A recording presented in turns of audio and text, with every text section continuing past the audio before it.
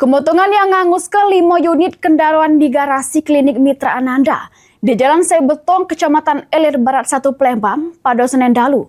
Mak ini tinggal nyusul ke puing-puing kemotongan sama rangka-rangka kendaraan. Serta di tempat kemotongan sudah dipasang garis polisi guna dilakukan pemeriksaan lebih lanjut penyebab pasti kemotongan tersebut.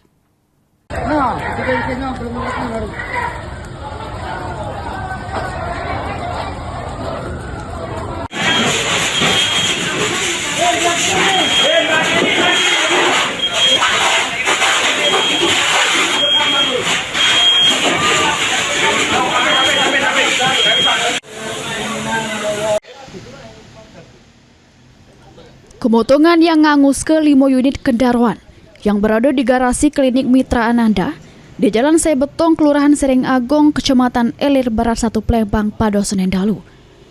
Peristiwa tersebut diduga akibat korsleting listrik di tiang parak garasi yang akibat ke 2 unit mobil sama 2 unit motor sama sikok sepeda listrik ekotomoto.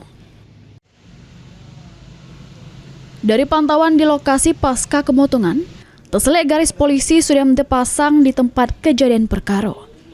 Kerangka kendaraan yang temotong masih berada di lokasi, sama barang-barang lainnya pun masih berada di tempatnya.